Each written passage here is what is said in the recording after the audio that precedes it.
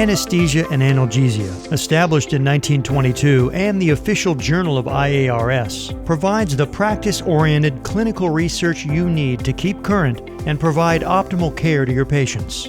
IARS members have complimentary access to this premier journal monthly.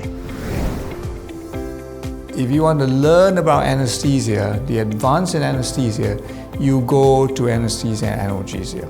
The journal remains a good combination between basic science and clinical practice, and it's of extreme value for anesthesiologists at any level of training. It does help the practicing anesthesiologists in terms of what they need to know, the most recent evidence-based information in taking care of their patients. I think I get a lot of practical, usable stuff that I can translate into my day-to-day clinical practice from reading the journal. I find it a very progressive journal. I think it focuses on areas that I enjoy myself, which are technology and anesthesia. So I find it very supportive for work that is pragmatic in terms of data science or informatics, and also medical devices. And the fact that it's international, that means that you learn about practices around the world, not just in the US or in one part of the country. Open Mind is my favorite by far. And I have to say that when I read them, I mostly don't agree with them.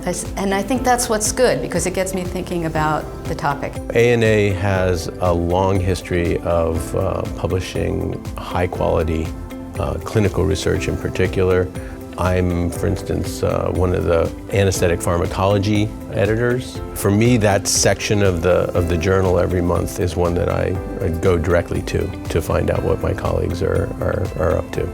My interest is perioperative and critical care, so I kind of confine myself to those sections, but I do glance through the other sections as well, just to keep myself abreast of what's happening in the field of anesthesiology.